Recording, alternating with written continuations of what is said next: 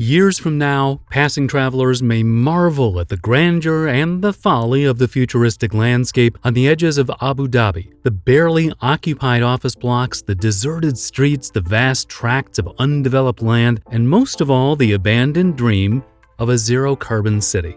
When it was first conceived a decade ago, Masdar City intended to revolutionize cities and the built environment. Now the world's first planned sustainable city, the marquee project of the United Arab Emirates planned to diversify the economy from fossil fuels, could well be the world's first green ghost town. This year, when Masdar has initially been scheduled for completion, managers have given up on the original goal of building the world's first planned zero-carbon city. Masdar City is nowhere close to zeroing out its greenhouse gas emissions now, even at a fraction of its planned footprint, and it won't reach that goal even if the development ever gets fully built. With 80% less water consumption than conventional cities, 100% waste recycling, and 0% CO2 emissions, there is something dreamlike about Masdar City. Masdar City combines state-of-the-art technologies with traditional Arab settlements planning principles to create a desert community that aims to be carbon neutral and zero waste. The 640-hectare project is a vital component of the Masdar Initiative, established by Abu Dhabi's government to advance renewable energy and clean technology solutions for a life beyond oil. The city will become a center for the advancement of new ideas for energy production with the ambition of attracting the highest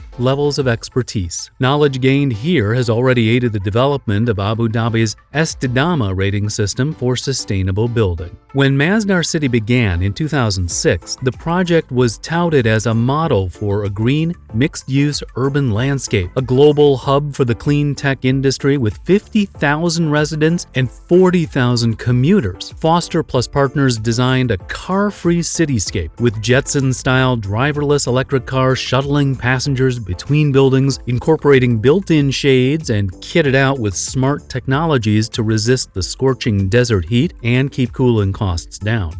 Mubadala, Abu Dhabi's state-owned investment company, pledged financial support to the estimated $22 billion in experiments in urban design. However, 10 years on, only a fraction of the town has been built, less than 5% of the original 6-square-kilometer green print. The completion date has been pushed back to 2030. As in traditional Arab cities, the streets will be narrow so that buildings will shade each other. There won't be any impact on traffic as the roads are designed for pedestrians. The whole city is to be car-free. A mixed-use, low-rise, high-density development, Masdar City includes the International Renewable Energy Agency's headquarters and the recently completed Masdar Institute. Strategically located for Abu Dhabi's transport infrastructure, Masdar is linked to neighboring communities and the international airport by existing road and rail routes. The city itself will be the first modern community in the world to operate without fossil-fueled vehicles at street level.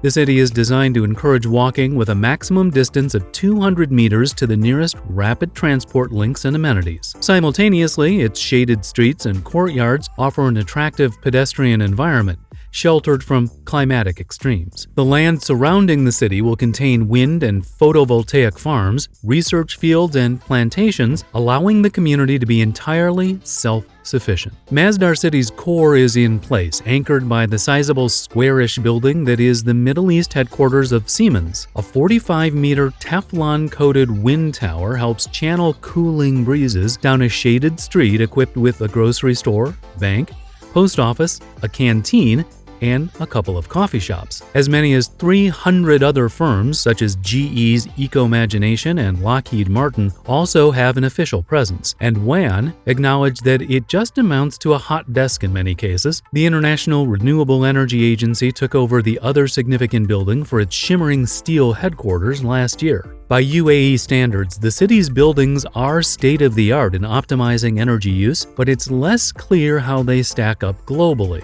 The UAE uses its rating system, which does not readily translate to more familiar green building standards. Abu Dhabi was chosen as its base after Masdar promised a state-of-the-art sustainable building. The 6-story headquarters uses only 1/3 of the energy of comparable office buildings in Abu Dhabi thanks to airtight insulation and high-efficiency elevators. The design rejected overhead lamps to encourage natural lighting and called for solar water heaters on the roof. The development is divided into 2 sectors, bridged by a linear park and constructed in phases, beginning with the larger sector. The master plan is designed to be highly flexible to allow it to benefit from emergent technologies and to respond to lessons learned during the implementation of the initial phases. The expansion has been anticipated from the outset, allowing for growth while avoiding the sprawl that besets so many cities. While Masdar's design represents a specific response to its location and climate, the underlying principles are applicable anywhere in the world. In that sense, it offers a blueprint for the sustainable city of the future. Besides, the agency's 90 or so staffers are the only occupants of the 6-story, 32,000-meter space. Fewer than 2,000 people work on the campus according to tour guides. Only 300 live on site, all graduate students of the Masdar Institute of Science and Technology, who are given free tuition and accommodation. The pioneering autonomous transport system, initially supposed to stretch to 100 stations, was scrapped after its first 2 stops. There is a bike-sharing station, though it's a good 10 miles away from Abu Dhabi and there are no bike paths. And the rationale for Masdar City demonstrating a model of green living has been abandoned. The original aim was to be net zero, yes, but that was when they looked at the city in isolation. Maintaining it was essential to look at Masdar City within the context of other renewable energy holdings of the parent company. Among Mubadala's other holdings, Masdar Clean Energy is developing the Sham solar farm. Masdar, as a family company, is supplying much more clean energy than what is being consumed in the city for sure. This will not use the city line boundary to dictate the most cost-effective way to produce clean energy because the money invested in Masdar City and the money invested in Shams is the same source. Long before the drop in oil prices, the UAE led the oil-producing Gulf countries in moving their economy away from fossil fuels. The country's leaders, staring at the prospect that their estimated reserves could run out in 50 years, invested in tourism, tech, and renewable energy. Today, about 70% of GDP comes from non-oil sectors, according to Mohammed bin Rashid Al Maktoum, the UAE Prime Minister. The country is eager to be seen as a leader in renewable energy and sustainability, convening regular leadership retreats to discuss their future beyond oil. The UAE spent $20 billion on a nuclear power plant, still under construction, projected to produce close to 25% of its electricity. The country is also building what had been billed as the world's biggest solar farm in Dubai and installing rooftop solar on every home in the emirate by 2030. The first 25 families have moved into a net zero emissions residential neighborhood in Dubai with plans for a solar-powered hotel and school. Whether there is an oil state or not, we need to take care of the earth and future generations.